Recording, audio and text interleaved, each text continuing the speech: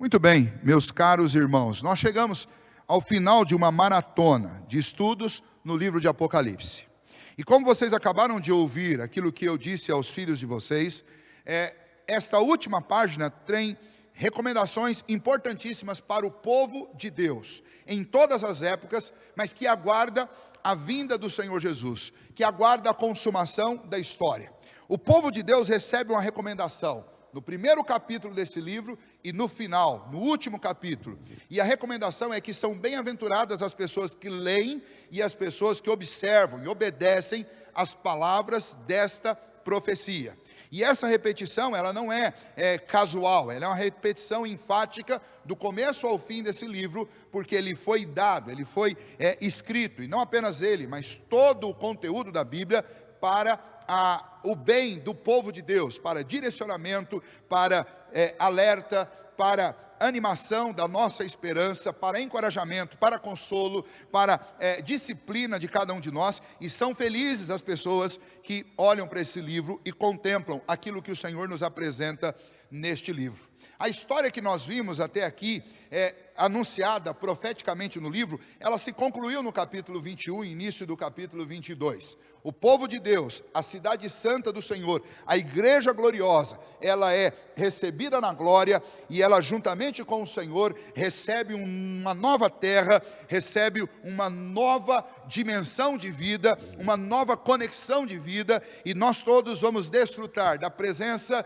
e da plena amizade e comunhão, não apenas uns com os outros, mas especialmente com o Rei da Glória, com o Senhor, nesse novo céu e nessa nova terra. Esta é a grande esperança nossa como cristãos. Mas até que essa esperança se consolide, até que chegue o dia que estas coisas todas se cumprirão, nós temos uma jornada. E para chegar até lá, existem grandes desafios para a igreja de hoje, para a igreja de agora. Para todos aqueles que já são cidadãos da cidade santa, mas que ainda são peregrinos nesse mundo.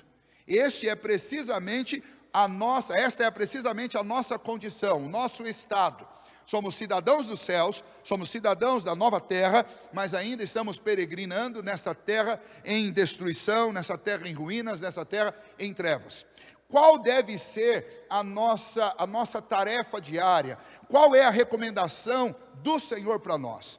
Este último capítulo de Apocalipse fala exatamente isso, sobre os desafios que nós temos nesse tempo que antecede a vinda do Senhor Jesus, quais as recomendações do Senhor para nós nesse tempo, quais os cuidados que nós devemos ter, quais as missões que nós devemos ter nesse mundo. Portanto, ele fala a respeito de recomendações finais para nós, que somos o povo que vive nos últimos dias. Esta mensagem do Senhor, ela não pode ser negligenciada, porque é precisamente a última recomendação do nosso mestre à igreja, através de João, para nos preparar para tudo aquilo que viria depois desta profecia ser dada. Portanto, este capítulo, ele serviu de alerta e ele serviu de recomendação para o povo que viveu a partir do segundo século, terceiro, quarto, quinta, para o povo que viveu na época da Reforma Protestante, para o povo que viveu no século passado e para nós que estamos vivendo hoje.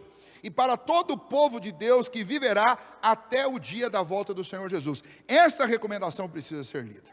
Tristemente, é uma contestação que nós fazemos que, por medo de interpretar Apocalipse, de compreender Apocalipse, muitas igrejas e muitos crentes vivem e usam todo o conteúdo da Bíblia, mas não chegam na última página e não leem aquilo que está na última página do livro de Apocalipse.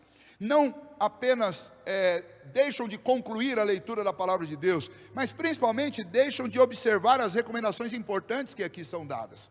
Portanto, nessa noite nós vamos ver 3 recomendações que aparecem aqui para nós, neste último capítulo, encerrando com alegria esse período de exposição do livro de Apocalipse.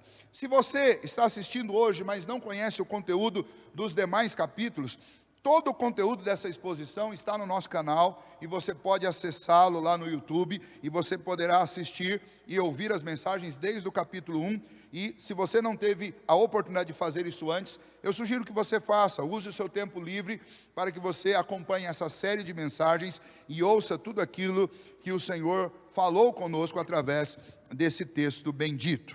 Bom, vamos então às recomendações do Senhor para nós, cidadãos dos últimos dias. Gente que vai morar na Nova Jerusalém, mas que ainda está peregrinando neste mundo perdido, para quem está vivendo hoje nesses últimos dias. Primeira recomendação: guarda a palavra de Deus. A primeira recomendação é essa, e ela aparece do verso 6 a 11, e depois nos versos 18 e 19, eu quero lê-los novamente com vocês. Verso 6, disse-me ainda: estas palavras são fiéis e verdadeiras. O Senhor, o Deus dos espíritos dos profetas, enviou seu anjo para mostrar aos seus servos as coisas que em breve devem acontecer. Eis que venho sem demora, bem-aventurado aquele que guarda as palavras da profecia deste livro. Em outras palavras, o Senhor está validando aquilo que João escreveu, através dessa palavra, e o Senhor está usando este trecho e essa recomendação, especialmente para lembrar a João e a nós todos. Os profetas receberam também estas visões, eles receberam estas mensagens, algumas delas dadas por anjos, como o profeta Daniel recebeu, e eles fizeram registro disso. Não foi da mente deles, não foi da imaginação deles, mas Deus revelou isso para o povo desde a antiguidade, e agora usou João para dar essa revelação, e o Senhor tem ensinado e tem mostrado essas coisas para que o povo de Deus seja feliz, seja bem-aventurado, guardando, observando e se preparando para as coisas que virão através do conteúdo deste livro. Portanto, João recebe esta mensagem através de um anjo que diz para ele: João, o que você recebeu é o mesmo que os profetas do Antigo Testamento receberam. É uma revelação, uma visão, uma mensagem para o povo de Deus, para que esse povo, se valendo desta mensagem, este povo observe, guarde isso que foi dito e se prepare para aquilo que virá. E felizes são, ou felizardos são aqueles que se preparam. Mas, veja o verso 8: eu, João, sou quem ouviu e viu essas palavras. João traz o texto agora para a primeira pessoa. Eu vi essas coisas. Eu ouvi essa mensagem, e ele dá um testemunho sobre isso, inclusive de que, quando ele recebeu, ele ficou tão assustado com aquilo, que ele mesmo fez algo tolo. Ele diz: eu, João, sou quem ouviu e viu estas coisas, e quando as ouvi e vi, prostrei-me ante os pés do anjo, que me mostrou essas coisas, para adorá-lo. E aí João diz: eu fiquei tão embasbacado com isso, que eu comecei a adorar aquele anjo, equivocadamente. É óbvio que ele não queria dar culto a um anjo, mas ele imaginava que era o próprio Senhor falando com ele. E aí ele diz no verso 9: então ele, o anjo, me disse: vê, não faça isso, eu sou conservo teu. Olha a mensagem que o anjo diz para ele: eu sou servo do mesmo Deus que você é. Somos conservos. E mais, sou conservo teu, João, e sou conservo dos teus irmãos, dos profetas. Em outras palavras, o Senhor está dizendo: eu ajudei os profetas lá no passado, eu falei com eles, eu trouxe uma mensagem de Deus para eles, assim como eu trouxe para você também. Então veja que nesta declaração do anjo que João registra, há uma conexão de autoridade. A mesma autoridade do texto do Antigo Testamento, esse texto do Novo tem, porque a fonte dela é a mesma. A fonte é Deus e o mensageiro é o anjo do Senhor. E dos que guardam as palavras deste livro. E aí o anjo faz uma recomendação dele para João: adora a Deus, não adora a mim, adore a Deus. E aí o verso 10, disse-me ainda: não seles as palavras da profecia deste livro, porque o tempo está próximo. Veja, a recomendação é: o povo de Deus, em todas as épocas, mas especialmente nós que estamos aqui hoje, que estamos na roda da história, peregrinando sobre esse mundo, somos os atores desse momento, somos os peregrinos de agora. Qual a recomendação do Senhor? A recomendação é: guardem a palavra de Deus, conheçam a palavra de Deus, amem a palavra de Deus, obedeçam a palavra de Deus, entendam o seu conteúdo e, principalmente, o que está aí no verso 10, divulguem o conteúdo da palavra do Senhor. Esta é a missão do povo de Deus. Sempre foi esta a missão, e é esta missão que nós devemos observar e cumprir todos os dias da nossa vida. Obedecer, conhecendo a palavra e guardando-a, e divulgá-la. Por quê? Bom, primeiro, porque a fonte dessa palavra é o próprio Deus. Segundo, o conteúdo dessa mensagem é Cristo Jesus, é a mensagem de salvação, é sobre Deus. O personagem principal da Bíblia é Jesus Cristo, é a mensagem de salvação dada por Deus aos homens através do ministério de Cristo e do Espírito. Os anjos que trouxeram essas mensagens, eles sempre foram instrumentos de Deus para fazer isso. Eles não devem ser adorados, e João ouviu isso da própria boca do anjo.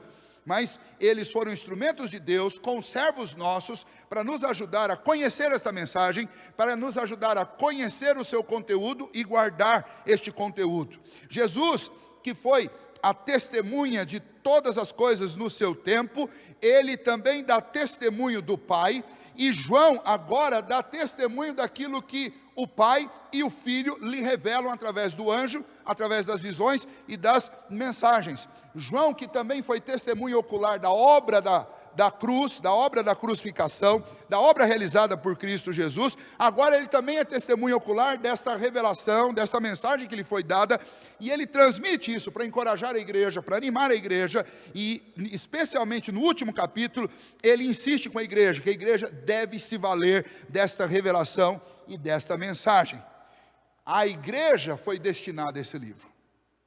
Então, o livro de Apocalipse não é um livro fechado, um livro selado, um livro proibido, como algumas pessoas pensam. Muito pelo contrário, a mensagem do livro de Apocalipse é uma mensagem para a igreja, para preparar a igreja para os últimos dias, e essa mensagem dada pelo Senhor para a igreja, ela não é a única mensagem deste livro bendito, mas todo o conteúdo das Escrituras, inclusive Apocalipse, deve ser alimento diário para a vida do cristão, e não apenas para si mesmo, mas o próprio cristão precisa conhecer essa mensagem para divulgá-la e proclamá-la às outras pessoas. Esse termo não é um livro selado, você pode lembrar lá do capítulo 6, quando João viu que todos os seres celestes e o próprio João choravam entristecidos, porque havia um livro selado nas mãos de Deus e ninguém podia abrir os seus selos. Mas Jesus Cristo veio, o Cordeiro de Deus, e abriu os selos, e João começa a registrar isso para nós, e essa visão demonstra que a mensagem de Deus para o seu povo é uma mensagem agora aberta, escancarada, divulgada,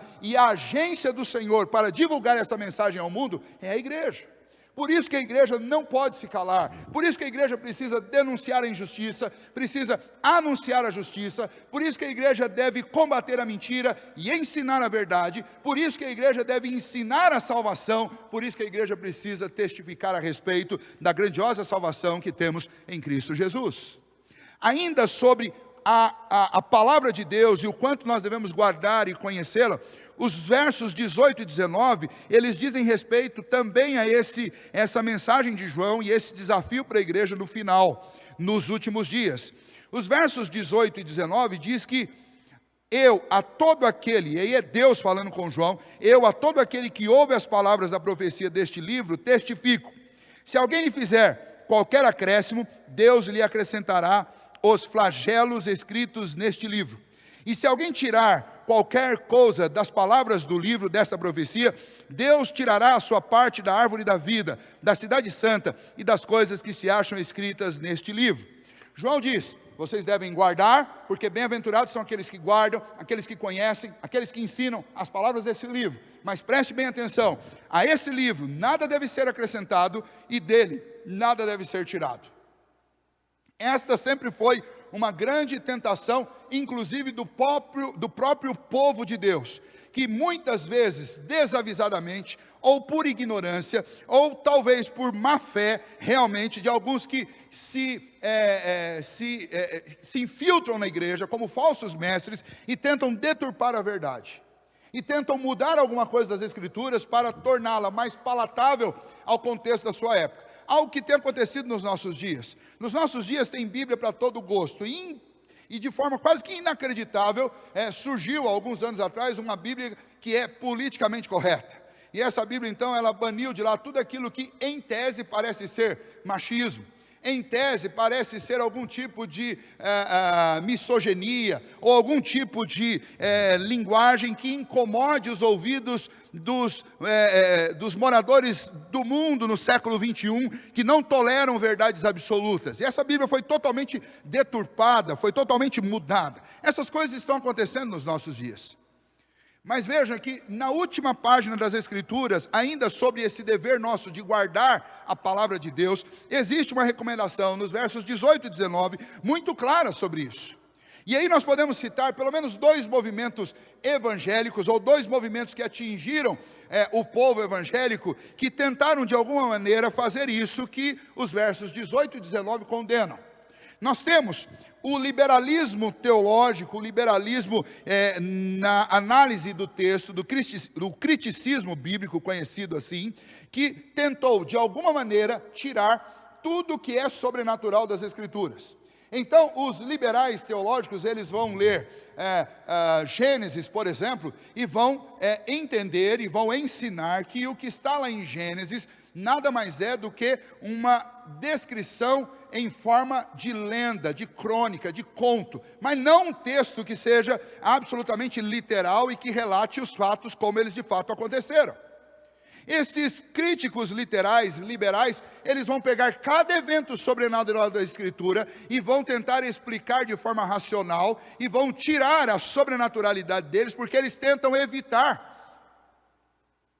esse reconhecimento de um Deus todo-poderoso, transcendente, onisciente, onipotente, que atua na vida dos homens, que age na história, um Deus presente. Eles vão tentar de alguma maneira tirar isso. Então, nenhum homem tem autoridade para retirar nada da palavra de Deus. Se a Bíblia diz algo que é absolutamente sobrenatural, nenhum de nós tem autoridade de tirar isso da Bíblia com medo de fazer, de a Bíblia parecer um livro fantástico, porque a Bíblia de fato é um livro fantástico, ela descreve as coisas maravilhosas de Deus, as coisas profundas de Deus, e eu não tenho que tentar defender a sobrenaturalidade de Deus para um povo que não acredita em Deus. Eu devo sim afirmar o poder de Deus, a sobrenaturalidade de Deus, a ação sobrenatural de Deus na história para um povo que não crê em Deus, crendo que o próprio Deus é quem há de convencer os seus corações, mas jamais tirar qualquer coisa que está nas Escrituras. Então o liberalismo tentou tirar o sobrenatural da Bíblia. Em contrapartida, os místicos, os movimentos de misticismo religioso associados à fé cristã, esses movimentos que surgiram no último século e que trouxeram uma certa mística para a realidade da igreja, para as reuniões dos cultos e até mesmo para a interpretação das Escrituras, eles fazem o contrário, eles tentam acrescentar na Bíblia coisas que não estão lá. Se os liberais tentam tirar o sobrenatural, os místicos, eles acham que tem pouco sobrenatural na Bíblia, eles querem criar coisas a mais. Se os liberais querem cortar textos da Bíblia, os místicos querem incluir alguma coisa que justifique seus atos, muitos deles subjetivos, suas experiências subjetivas, como verdades bíblicas, e eles incorrem então nos mesmos erros. Isso já existia no primeiro século e isso continua existindo até hoje. Gente tentando tirar algo das Escrituras que incomoda, ou gente tentando acrescentar alguma coisa na Escritura para justificar aquilo que gosta e aquilo que defende. Nós, como povo de Deus, devemos ter a palavra de Deus como nossa única regra de fé e prática. A Bíblia é o livro dos livros. A Bíblia é a verdade absoluta dada por Deus para a condução do seu povo ao longo das eras, até que chegue o dia glorioso em que o nosso Deus há de voltar. O nosso Senhor Jesus há de redimir-nos completamente, dando-nos a glorificação e a entrada nas moradas eternas, e fazendo dessa terra nova terra, para que possamos viver uma vida completamente nova. Até esse dia chegar, o único mapa que nós temos para nos conduzir ao longo da história se chama Bíblia, Escritura Sagrada, e é este livro que deve ser o nosso condutor na história. Nós vivemos, e para aplicar isso para vocês, nós vivemos num tempo em que nós não decoramos mais caminhos, né? Nós recorremos ao Google, né? Antigamente a gente sabia caminho para muitos lugares. Antigamente a gente guardava os números de telefone das outras pessoas. Hoje em dia nós estamos atrofiando a nossa mente, confiando completamente no Google. Mas eu imagino que situação caótica seria se num determinado dia nós acordássemos e o Google não estivesse mais funcionando, e nenhum desses motores de busca estivessem ativos. Imagine que tem muita gente que talvez não conseguiria nem chegar no trabalho, por mais incrível que isso pareça. Imagine que tem muitos filhos que não conseguiriam ligar para os seus pais. E tem muitos pais que não conseguiriam fazer uma simples ligação para os seus filhos. Porque simplesmente nós estamos entregando todos os nossos caminhos nas mãos de ferramentas tecnológicas que fazem por nós este raciocínio, que fazem por nós esta aplicação de conhecimento nos nossos caminhos. Imagine que muitas pessoas não decoram mais texto algum das Escrituras, elas têm um aplicativo de Bíblia no celular. E se elas precisam falar algum texto para alguém, elas lembram de uma palavra e colocam lá na pesquisa do Google e elas citam o texto, porque o Google as ajudou. Elas não conhecem mais o texto, elas não decoram mais versículos, elas não sabem mais textos bíblicos. Imagine se nesse cenário, em algum momento da história, a Bíblia se torne algo proibido e todos os aplicativos de Bíblia desapareçam de todas as plataformas. Como que os crentes ficarão? Será que alguém ainda vai saber ler no papel? E será que alguém ainda vai encontrar Bíblia? Pois bem, eu gostaria que você pensasse, raciocinasse um pouco sobre isso. Por quê? Porque nós não podemos desprezar esta palavra.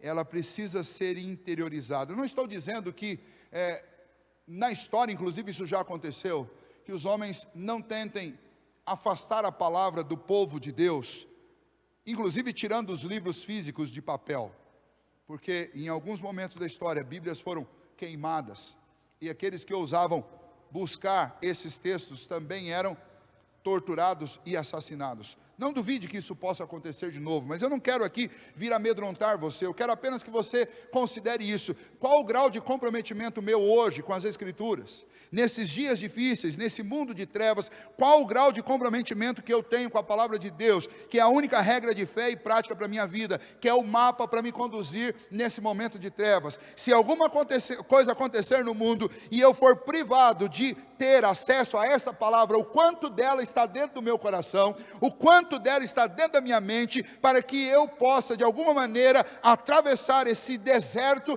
este mundo perigoso no qual nós vivemos. E eu quero então encerrar esse ponto fazendo um apelo a você que é crente, a você que frequenta uma igreja, a você que é membro dessa igreja. Irmãos, os dias são maus.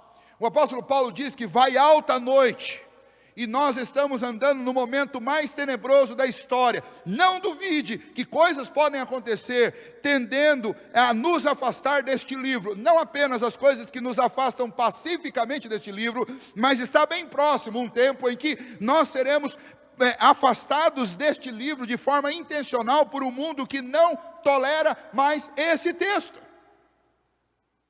Então, quando João diz que bem-aventurados são aqueles que guardam as palavras desse livro, João está dizendo, bem-aventurados são aqueles que estão entesourando esse livro nos seus corações, porque bem-aventurados são aqueles que sabem o que está aqui, porque estes que sabem o que está aqui não serão enganados, estes que sabem o que está aqui não andarão em trevas, estes que sabem o que está aqui, eles não andarão perdidos. Falando em perdido, a gente faz uns passeios de bicicleta por aí, e às vezes a gente não sabe o caminho, mas quando a gente não sabe o caminho e está dentro da cidade, está fácil para voltar para casa. O duro é quando você está lá no meio daquelas fazendas de milho, ou naquelas plantações de cana, que existem dezenas de estradinhas em todas as direções, e o Google trava, você não sabe que caminho seguir, e não tem ninguém no meio que já passou por ali e conhece o caminho. O que acontece? Bom, aí você sempre tem assim, de 20 pessoas você tem 19 que acompanham, e você tem um que guia, e nessa hora todo mundo se volta furioso contra o guia. Essa é uma ilustração da vida. Nós estamos caminhando num momento tenebroso, irmãos. E você não pode confiar nas suas ferramentas digitais, porque essas ferramentas, elas estão a serviço de uma empresa, de uma companhia, seja lá o que for. Mas elas não estão a serviço do Todo-Poderoso Deus. Mas elas estão nas mãos de gente, muitas delas que odeiam a Deus, e que podem, com um estalar de dedo, desligar todas essas ferramentas. E como nós ficaremos? Quando eu entrei no Instituto em 1995, tinha um professor nosso de Bíblia, reverendo Luiz Carlos, ele nos forçava a decorar um versículo por dia.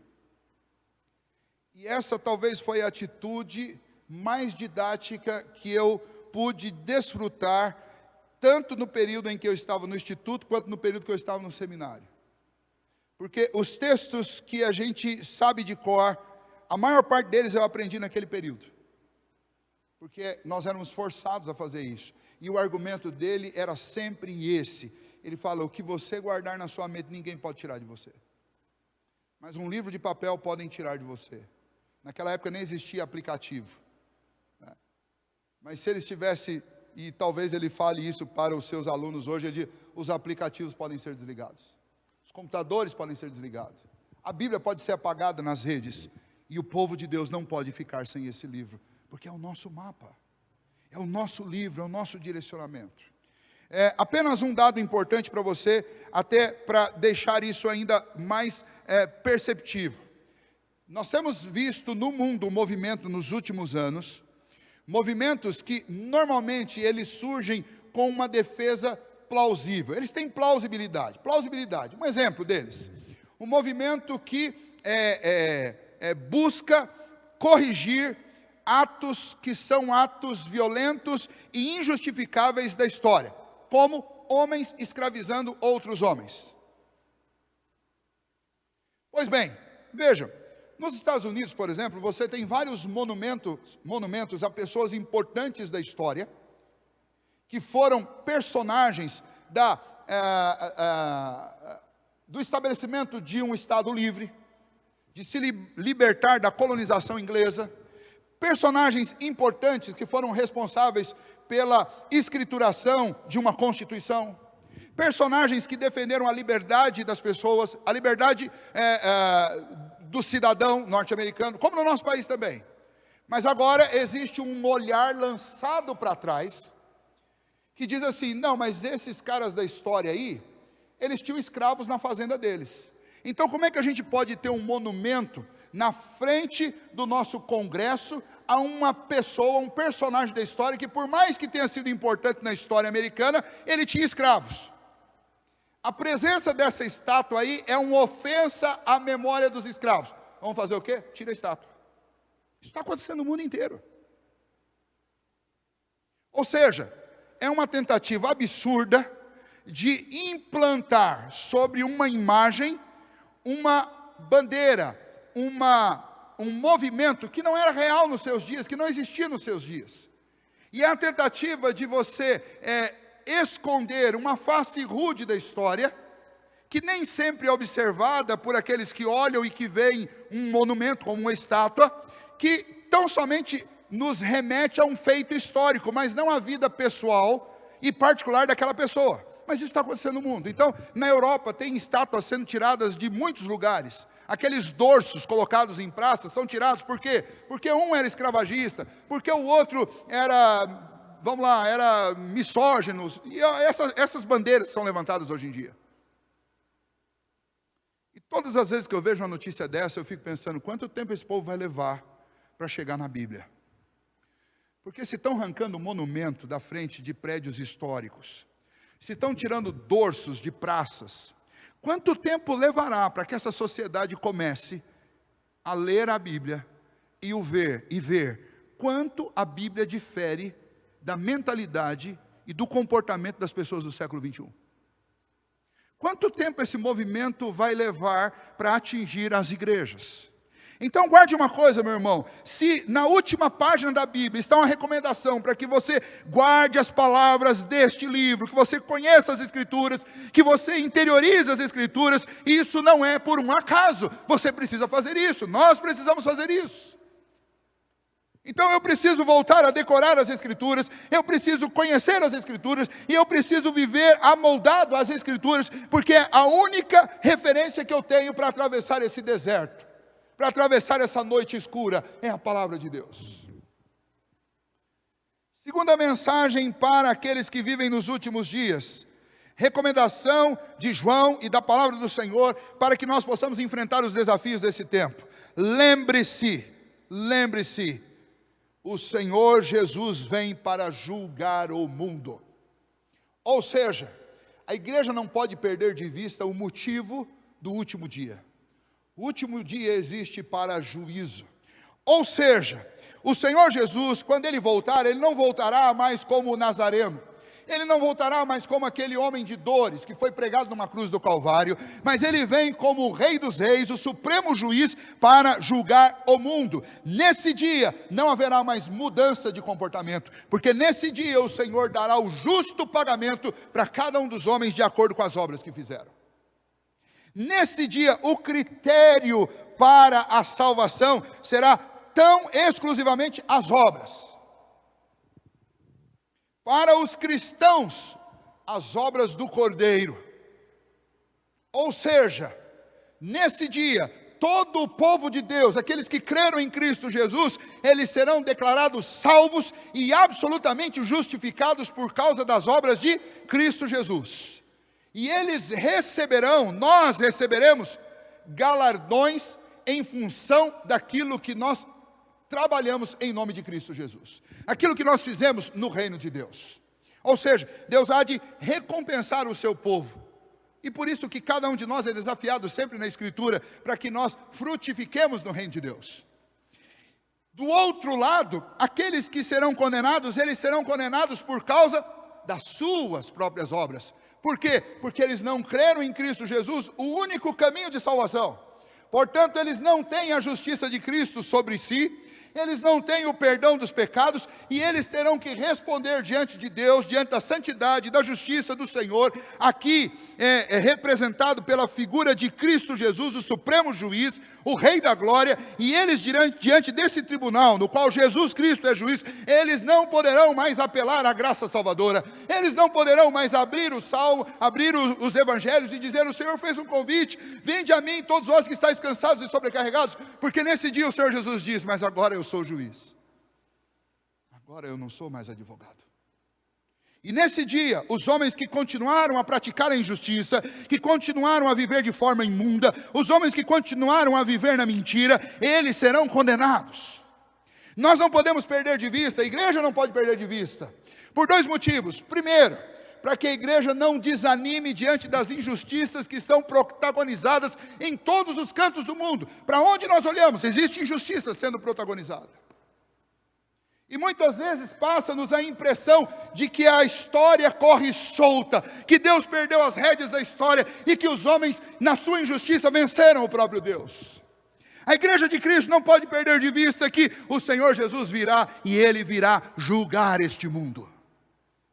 Nenhum pecado, nenhuma injustiça, nenhuma mentira vai passar desapercebido aos olhos investigativos do Todo-Poderoso Senhor. O Senhor dos exércitos, o seu Filho Jesus, o juiz que julgará toda a terra. Nós estamos acostumados a falar de Jesus como o Salvador, mas nesse dia Ele é o juiz. E então o que João está dizendo a partir do verso 11 é que continuem os injustos a praticarem suas injustiças, mas continue o povo de Deus a buscar a justiça do Cordeiro. Continue os homens imundos a praticarem suas imundícias, mas o povo de Deus continue a se santificar. Porque quando o Senhor Jesus voltar, e Ele voltará, Ele dará a cada um o pagamento justo por suas obras. Aqueles que tiveram as suas vidas transformadas por Cristo Jesus e cheios do Espírito Santo de Deus, eles buscam a paz, eles buscam o amor, a proclamação do supremo amor de Cristo para as pessoas. Eles buscam o perdão e oferecem essa mensagem de perdão para os outros. Esses que estão em Cristo Jesus serão glorificados e juntamente com Cristo irão julgar o mundo. Mas aqueles que não se rendem a Cristo Jesus, eles serão condenados. Quem os condenará é aquele que é o alfa e o ômega, o princípio e o fim. Ele conhece todas as coisas. Nenhum ato na história, nenhum ato, mesmo que tenha acontecido lá numa vila, num lugar distante, num lugar inexpressivo, num lugar em que aos olhos das pessoas tudo ali parece invisível, nada disso passa desapercebido ao Senhor. Os habitantes da Nova Jerusalém serão aqueles que creram em Cristo e foram lavados pelo sangue do Cordeiro. Para eles as portas da cidade santa serão abertas, mas para todos aqueles que praticaram injustiça, que foram impuros e que não se santificaram, antes se entregaram a todo tipo de mentira e engano, o lugar deles é do lado de fora. E João diz: do lado de fora ficam os cães. Verso 15, os feiticeiros, os impuros, os assassinos, os idólatras e todo aquele que ama a prática da mentira. A ideia aqui são dois grupos de pecado. Os pecados mencionados de impiedade são a feitiçaria e a idolatria. E os pecados que são perversões são praticados contra os homens. A feitiçaria e a idolatria é praticada contra Deus, e a perversão é praticada contra os homens. Eles são chamados aqui de cães, impuros, assassinos e mentirosos. João disse, todos esses ficarão do lado de fora da cidade. Eles não têm parte nessa cidade santa. Eles não são parte da cidade, eles não entram na cidade, e o juízo está preparado para eles. Por isso que lá no Evangelho de Mateus, no capítulo 11, o Senhor Jesus diz às cidades impenitentes. O Senhor diz, no dia do juízo haverá menos rigor para Sodoma e Gomorra, porque para vocês. Porque nessas cidades, Betsaida, Corazim e Cafarnaum, Jesus praticou a maior parte dos milagres que ele fez. E ainda assim eles não se arrependeram, ou seja, eles tiveram mais oportunidade do que os outros. Os moradores de Sodoma praticaram o pecado e praticaram a maldade, todo tipo de vileza, e o Senhor diz que haverá menos rigor no juízo deles do que no juízo das cidades que ouviram. Em outras palavras, o que o Senhor está dizendo é, um povo que mais ouviu, desse povo mais será cobrado. O que dá a entender que existirão graus de condenação, assim como existirá grau de galardão, e nós não temos como inferir mais nada além disso do que eu estou dizendo. Porque o texto deixa claro, se haverá menos rigor na punição de alguns, então existe punição mais rigorosa. Mas no final das contas, é suficiente para todos nós sabermos que todos serão lançados no lago de fogo e enxofre. Que é isso que é viver fora da cidade santa, ou fora do novo céu e da nova terra. É estar num lugar de castigo eterno. E a vinda do Senhor Jesus, no último dia, é para juízo. Então vejam, quão sério é essa recomendação? João está dizendo, não percam de vista que existe uma agenda. E essa agenda de Deus é a agenda final de todos os homens. Os que temem a Deus vão ser abençoados com galardões. E os que não temem a Deus serão condenados e passarão a experimentar sofrimento tal que nunca se ouviu falar sobre essa terra. Mas nenhum homem, de maneira alguma, escapará desse dia. O que significa dizer que tanto a igreja deve estar consciente de que este dia está marcado na agenda de Deus e nós devemos nos preparar para ele, quanto a igreja deve estar disposta a anunciar, como Noé anunciou ano após ano, dia após dia, com a construção daquela arca, que o dia do juízo está chegando. Esta é a mensagem da igreja. E como que a igreja vai alertar sobre o dia do juízo se a igreja não falar sobre o pecado? Se a igreja não falar sobre a mentira? Se a igreja não falar sobre a injustiça? Se a igreja não denunciar o estado tenebroso e o estado absolutamente apodrecido em que está a nossa sociedade? Quando a igreja ameniza o seu discurso, ela faz com que homens que estão caminhando para o juízo, sem Cristo, se sintam confortáveis no seu caminho. Entende agora por que João traz essa mensagem entre as três recomendações finais? Ele diz, o Senhor Jesus vem, e Ele vem como juiz. Então o povo de Deus continue a santificar-se. E esse mundo de injustiça vai continuar praticando injustiça. Qual é o dever do povo de Deus? Não se macular com as injustiças, mentiras e impurezas dessa terra. E viver nessa dimensão, nessa consciência de que o juízo de Deus está chegando. Por isso eu preciso estar em Cristo, debaixo da graça. E ao mesmo tempo, eu preciso notificar a esse mundo que o fim vem. E que ninguém, de modo algum, escapará das mãos justas do nosso Deus. A palavra de Deus está dizendo que as pessoas que se recusarem a ouvir e a obedecer, a guardar esta palavra, elas estão condenadas ao sofrimento eterno. A igreja precisa falar sobre isso. E a igreja precisa estar consciente sobre isso. Nós vivemos os nossos dias de forma irresponsável e descuidada, pensando em nós, nos nossos confortos terrenos, e nos esquecemos que a agenda mais importante da história da humanidade, ela foi revelada para nós, que é o dia do juízo do Senhor. O dia que Ele voltar, Ele vem para julgar. A igreja precisa falar essas coisas, para que talvez alguns sejam emulados por esta preocupação e rendam-se a Cristo Jesus. Terceiro, aqueles que são moradores da pátria celestial, mas que ainda peregrinam sobre esta terra, precisam nutrir uma santa expectativa pela vinda do Senhor Jesus. Muitos de vocês já nasceram, eu falo vocês porque a turma que está aqui na igreja é jovem, né? Não vocês todos que estão aí em casa. Mas muitos dos que estão aqui nasceram já no século 21. Mas para nós que nascemos lá no século 20, quando foi chegando lá pela década de 90, muitas igrejas começaram a falar sobre a volta do Senhor Jesus. E a última década do século 20, ela foi marcada por esse sentimento no coração de todo mundo. Não é um sentimento embasado em sólidas interpretações das Escrituras. Não, era apenas uma sensação de que alguma coisa aconteceria na virada do milênio. Ninguém tem a data, ninguém sabe o dia, porque o próprio Senhor Jesus diz, nem o Filho sabe o dia e a hora. Mas a gente, geração 80, 90, a gente tentou adivinhar. Isso gerou uma expectativa em todas as igrejas. Nunca se ouviu tanto sobre a vinda de Cristo, sobre o céu, como na década de 90. As igrejas estavam falando sobre isso. Campanhas evangelísticas avassaladoras estavam acontecendo no mundo inteiro.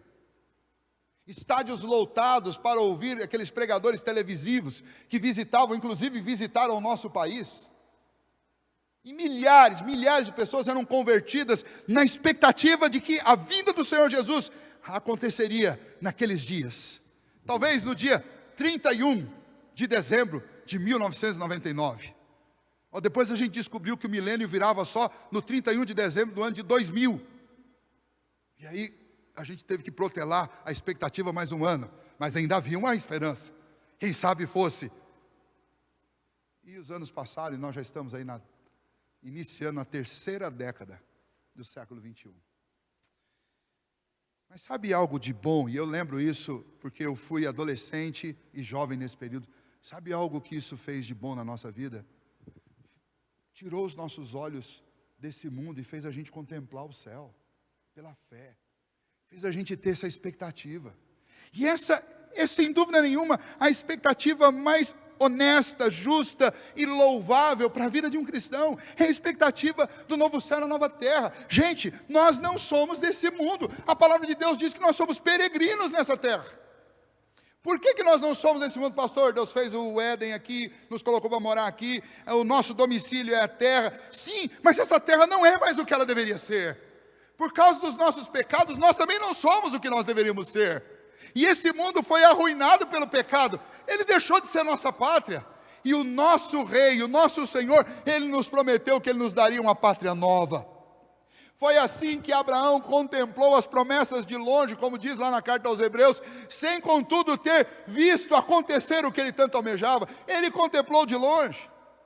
É assim que os apóstolos viram concretizado toda a expectativa do Antigo Testamento registrada, e que eles conheciam, e agora eles viram se cumprir a expectativa do Messias, e Ele veio. Foi assim que os apóstolos viveram o primeiro século, imaginando que o Senhor Jesus, que eles viram subir, a qualquer momento voltaria. E é assim que a igreja, a genuína igreja de Cristo, tem vivido ao longo destes séculos. E alguém poderia perguntar, mas pastor, peraí, mas por que então está demorando tanto? Jesus não disse, eis que venho sem demora, por que está demorando tanto? E Pedro tem uma resposta interessante para nós. Lá, Pedro nos ensina na sua epístola, olha, está demorando, sabe por quê? Porque o Senhor quer que muitos sejam salvos. Então demora porque Ele ainda está dando oportunidade de arrependimento. Para a gente que é dEle. Para a gente que já foi comprada e lavada com o sangue do Cordeiro, mas ainda não se rendeu a Cristo Jesus.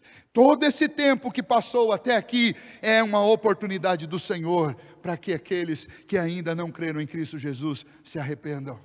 Mas quanto à igreja que já conhece, já sabe, já se arrependeu e ama o Senhor Jesus, a igreja precisa nutrir essa expectativa pelo céu. Nesse sentido, tem uma recomendação importante para os pais. Muitas vezes nós impregnamos na mente dos nossos filhos sonhos que são terrenos. A gente põe na cabeça dos nossos filhos sonhos quanto a viagens, sonhos que às vezes são nossos, quanto a uma casa de campo, uma casa na praia. A gente põe na cabeça dos nossos filhos nossos sonhos sobre a profissão que a gente quer que eles tenham. E o pai que não faz isso, que atire a primeira pedra. Nós estamos errados. Porque a maior expectativa que a gente precisava colocar na mente dos nossos filhos é a suprema expectativa do povo de Deus. É a expectativa de um belo e glorioso dia, nós olharmos para cima e nós contemplarmos este céu aberto. E o Senhor Jesus voltando com poder e grande glória para reunir o seu povo. O nosso sonho deveria ser essa morada eterna. O sonho que nós temos que impregnar na mente dessa geração é o sonho sobre o céu, sobre a nova terra. É este o sonho do crente. É essa a nossa santa expectativa. Quando a gente fica ansioso pelas coisas desse mundo, a própria Escritura diz, se as nossas expectativas, os nossos sonhos, o que a gente almeja é alguma coisa desse mundo, é terreno, então nós somos os mais infelizes de todos os homens. Porque nós temos uma promessa da eternidade e nós estamos colocando o coração no tempo. E uma palavra a vocês que são jovens, cuidado com os seus sonhos. Sonhar é bom. Sonhar é o combustível para a gente fazer coisas. Eu não estou dizendo que sonhar é ruim, mas eu tenho que construir uma escala de valor nos meus sonhos e entender qual que é o maior de todos os sonhos, o mais precioso. O que deve mover toda a minha vida é o céu.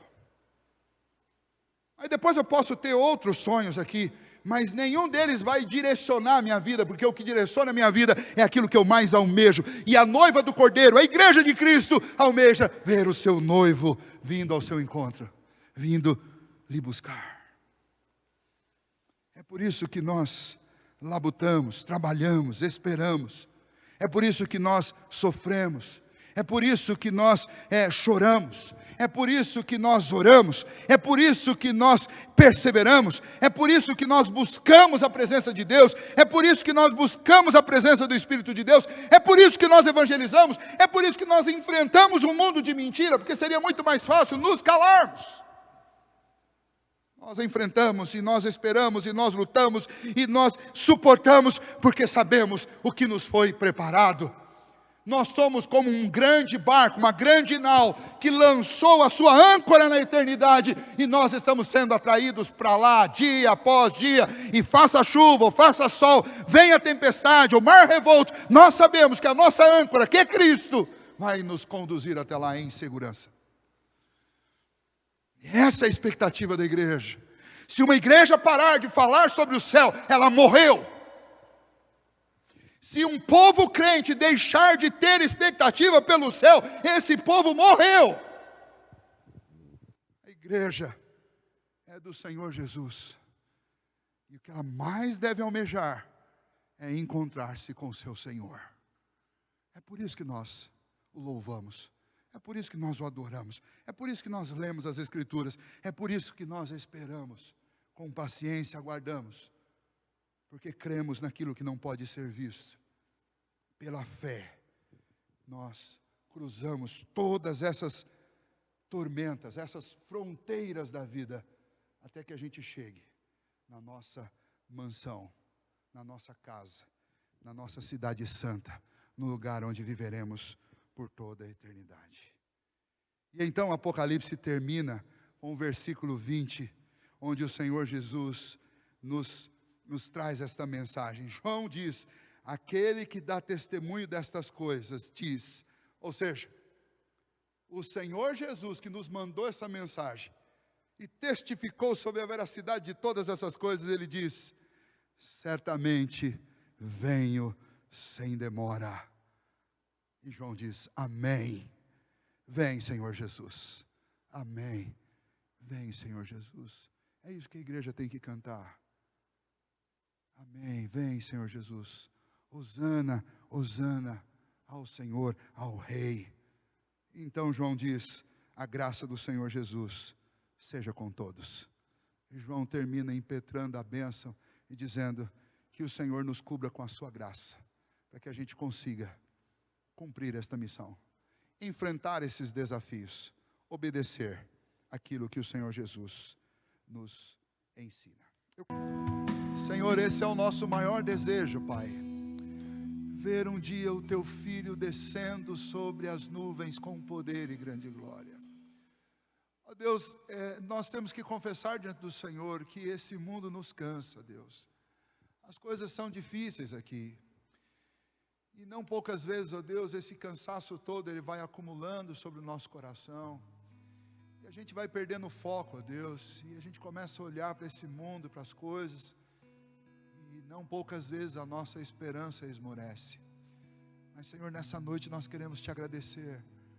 Porque quando os nossos olhos são postos na Tua palavra, Deus, essa esperança renasce no nosso coração. E nós Te louvamos, ó Deus, não apenas por hoje, mas por todos os dias, ó Deus, que olhamos para a Tua palavra, como nesse livro bendito, e em todas as outras partes dela, que são igualmente inspiradas pelo Senhor, porque toda ela anima o nosso coração e nos enche de esperança, ó Deus. Por isso nós Te louvamos como povo do Senhor, porque em todo momento e a todo tempo, Teu Espírito que nos ilumina e nos assiste, nos faz olhar para a Tua palavra, e pela Tua palavra, ó Deus, nós somos lançados a olhar e a expectar na eternidade, sobre as gloriosas promessas que o Senhor nos fez. E nessa noite, ó Deus, nós ensaiamos cantar hosana nas alturas, porque um dia nós vamos saudar o Teu Filho Jesus, vindo com poder e grande glória, para inaugurar, ó Deus, uma eternidade, onde viveremos em plena comunhão com o Senhor, em completa alegria, em plena comunhão uns com os outros, ó Deus, uma vida completamente nova, sem lágrimas, sem choro, sem tristeza, sem morte, sem pecado, sem distanciamento, sem enfermidades. Ó Deus, como isso será extraordinário! E o melhor de tudo isso, ó Deus, é que nós desfrutaremos, ó Pai, de uma proximidade tão grande com o Senhor, que poderemos ir ao trono do Cordeiro e vê-lo face a face como Ele é. Ó Senhor, que doce e gloriosa esperança! Ó Deus, que isso alimente cada um de nós, ó Deus, nos dias de nuvens cinzentas, nos dias escuros, nos dias, ó Deus, de dor, nos dias de sofrimento sobre essa terra em ruínas, que o Senhor nos ajude, ó Deus, nos fazendo lembrar, ó Pai, de cada uma das Tuas promessas, quando os dias forem difíceis, ó Pai, e quando tudo estiver silencioso, aquele prenúncio de coisa ruim, que a gente lembre, ó Deus, que pela fé que temos no Senhor, o nosso coração está sempre diante da anunciação da vitória final, e é nisso, ó Deus, que nos fiamos, é nisso que confiamos, e é isso que queremos aguardar todos os dias da nossa vida. Portanto, ó Deus, fortalece a Tua igreja, fortalece aqueles irmãos que estão cansados, sobrecarregados, ó Deus, e quase que desistindo de lutar, que o Senhor os anime, ó Deus, que o Senhor anime e estimule a fé daqueles que estão olhando somente para as coisas deste mundo, para que eles possam contemplar, ó Deus, as promessas gloriosas do Senhor, e ajuda-nos, ó Pai, a sermos fiéis à Tua palavra nesses dias, mesmo que isso nos coloque, ó Deus, numa condição de vulnerabilidade diante dos homens, nos faça lembrar que maior é o que está conosco do que aqueles que estão contra nós. Ajude-nos, ó Deus, a confiar inteiramente no Senhor, e ó Deus, a obedecer a Tua palavra, e ainda, ó Deus, que tenhamos que morrer por causa do amor por Cristo Jesus, que o Senhor nos dê a perseverança necessária para sermos fiéis até o fim, em todo o tempo, ó Deus, que, ó Pai, o Senhor nos encontre como um povo cheio de louvor nos lábios, cheio de gratidão no coração e cheio de esperança na alma. É a oração que fazemos diante do Senhor, e que, ó Pai, no nome de Jesus, o Senhor nos permita compartilhar esta força, esse poder do Senhor, que nos faz levantar, que nos movimenta, que nos leva adiante, que a gente compartilhe isso com esse mundo de pessoas cansadas e sobrecarregadas, que o nosso coração, ó Deus, esteja sempre disposto a amar e não a condenar, que a gente cumpra a missão como povo do Senhor nessa terra,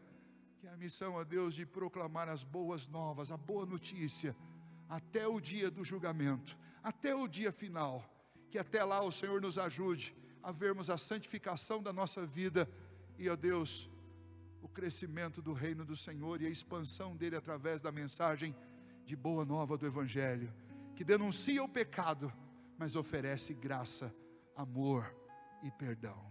Que assim, ó Deus, sejamos, ó Pai, um povo que brilha nas trevas, um povo que traz sabor ao mundo insípido.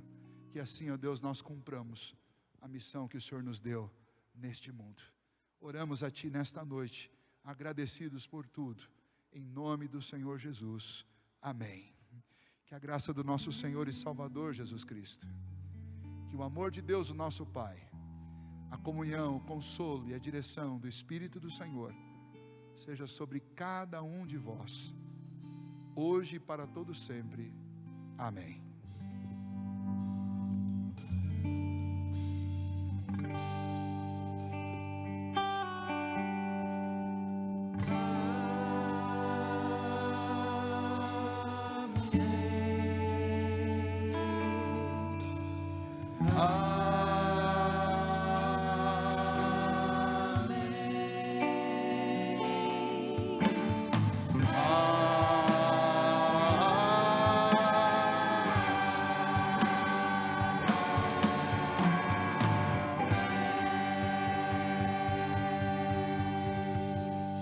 Amém, glória a Deus.